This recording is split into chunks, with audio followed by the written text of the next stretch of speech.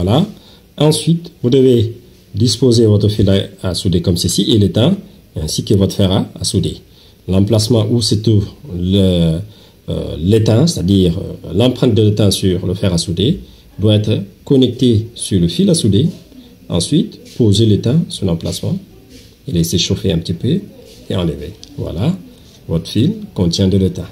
Et là, vous pouvez facilement souder ce fil sur la pastille ou encore sur la carte à montage. Et comment le faire? Vous le faites passer sur les circuits comme ceci. Toujours les composants à monter doivent être sur la partie composant et la soudure doit être sur la partie à souder. Voilà. Je viens de le faire passer. Voici notre partie du fil à souder. Il est là, juste là. Il est sorti. Ensuite, vous devez utiliser l'étain comme ceci et connecter votre fer à souder d'abord sur le circuit à souder et poser l'étain ensuite.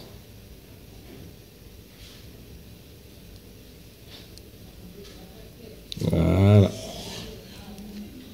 Voici votre circuit soudé. Vous pouvez le voir. Il est vraiment bien soudé. Et on peut tirer le fil. Vous voyez qu'elle ne sort plus. Il est bien soudé.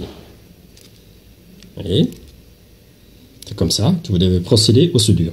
Maintenant, comment souder les composants? Supposons, nous allons prendre d'abord une résistance. Voici une résistance de 470 que nous avons soudée.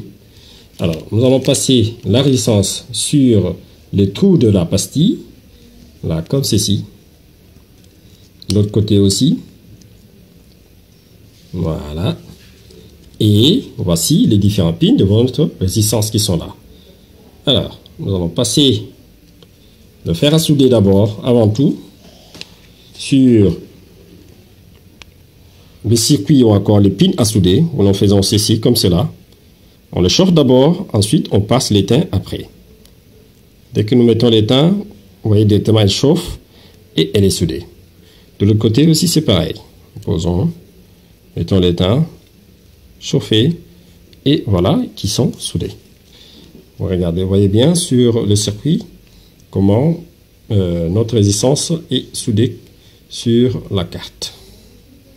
Et si nous passons de l'autre côté, on peut tenir ou encore essayer de tirer. Vous verrez que le circuit est bien soudé correctement sur notre carte. Vous voyez, il est bien soudé. Voilà.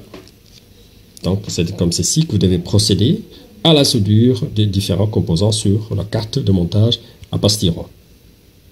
Alors, si c'était pour le circuit intégré, supposons, nous avons ce circuit intégré qui est là, qui est dans la famille toujours de NE555, parce que c'est le TS555. Nous allons le faire passer, la plupart des cas, ce circuit est utilisé pour les circuits aux ondes radio qui permettra de capter les différents signaux, qui peut être sur un détecteur de mouvement ou encore un signal de commande à distance, et ainsi de suite. Alors, nous allons poser notre circuit TCS 555 et tourner les circuits dans le sens là. Vous avez les différents pins qui sont là. Alors, comment procéder à ces soudures de cette composante qui est les circuits intégrés TCS 555. Alors, nous allons prendre l'étain. Voilà.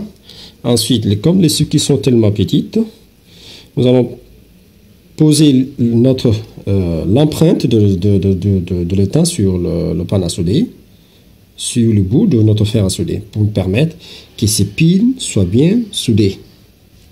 Alors, nous commençons par le premier, qui est là. Posons d'abord le fer à souder, ensuite, elle chauffe un peu le pin, ensuite nous posons l'étain à l'emplacement pour permettre qu'il y ait une bonne soudure.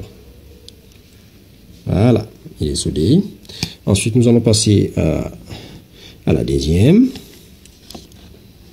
Voici.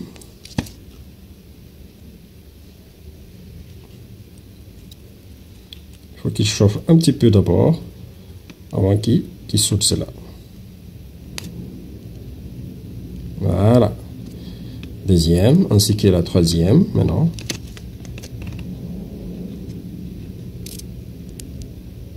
Soudez maintenant la troisième.